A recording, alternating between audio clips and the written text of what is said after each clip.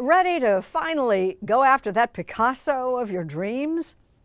Chances are you might encounter the name Gagosian, Larry Gagosian, a legendary American art dealer.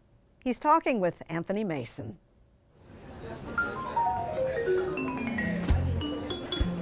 On any night, he can have art openings in Paris, in London, or at his flagship gallery in New York.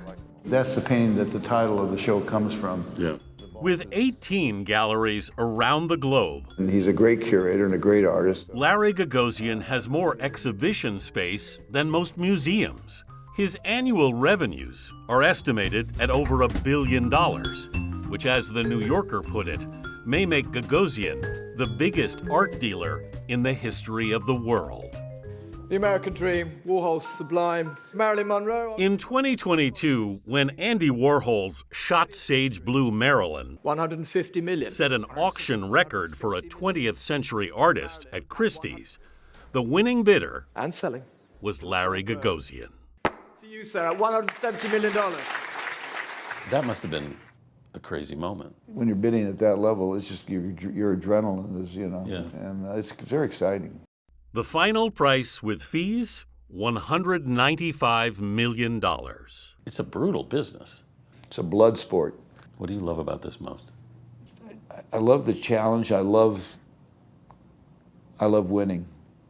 Gagosian represents more than 100 artists and shows the work of Picasso, Warhol, and de Kooning.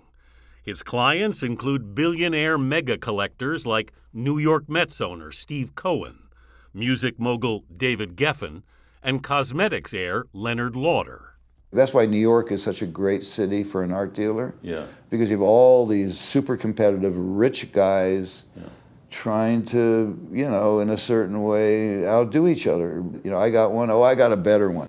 Gagosian, who grew up in an Armenian family in L.A., never had any formal art training. In the 70s, he was working as a parking attendant. Then I saw somebody selling posters. Literally on the street. They were literally on the street. What made you want to do what he was doing? I saw that and I said, geez, I could do that. And so I bought basically the same posters, and I'd literally pay $1 a piece and then put a little aluminum frame on them and put them on a pegboard and try to get as close to $20 as I could, which is pretty good profit margin. He built it into a business and started having shows. In 1981, a young New York artist caught his eye, Jean-Michel Basquiat. You bought what, 3 paintings on the spot? That's right. You know what you're talking about. I bought 3 paintings on the spot and I sadly sold them all. I wish I still owned them. He'd give Basquiat his first West Coast exhibition. That show kind of put your gallery on the map. It was the big deal in LA. We did the show and it was like mobbed. Yeah. The buzz was just unbelievable. I've never experienced anything like that in my gallery. But Gagosian knew New York was the center of the art world, and in 1985, he relocated. How were you received in the New York art world? They didn't like me. I mean, it was kind of, I guess they thought I was going to, cause some trouble. Yeah, well, you kind of did. People try to slow me down. I'd rather not go into that litany, but I was roughed up quite a bit by competitors, I think very unfairly. They gave you a nickname. Go-Go? Yeah. When I was a kid, Yeah. my friends had a hard time pronouncing my name, Gagosian. And that's really when it started, but then it became, people associated it with something else. But Gagosian made an important ally, the esteemed dealer Leo Castelli. On a walk together one day, Castelli stopped a nondescript man in the street. So I said, well, who is that? And he said, well, that's Cy Newhouse. And I'll never forget his very words, he can buy anything. Newhouse, who owned the Condé Nast magazine empire, would become Gagosian's first big client. At Sotheby's 1988 auction of Jasper John's painting, False Start, they sat side by side. He didn't want to be seen bidding, so he would literally nudge me when he wanted to bid. And I bid, and I think it was around $17 million. Yes. And he got the painting, yeah. It was a record for a living artist at the time. It was, like jaw-dropping. That price seems almost quaint today. Do you think there's $1 billion painting out there? Maybe.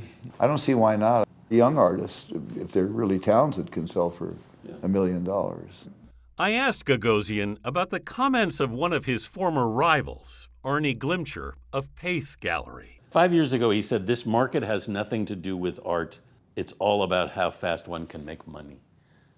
You know, there's certain truth to what he's saying, but I don't think it's just about money at all. I don't think, if people didn't love art, you know, I think they wouldn't buy it at that level. I don't think it's just an asset class, and it's not just about money. It's just gotten more expensive to buy really great art.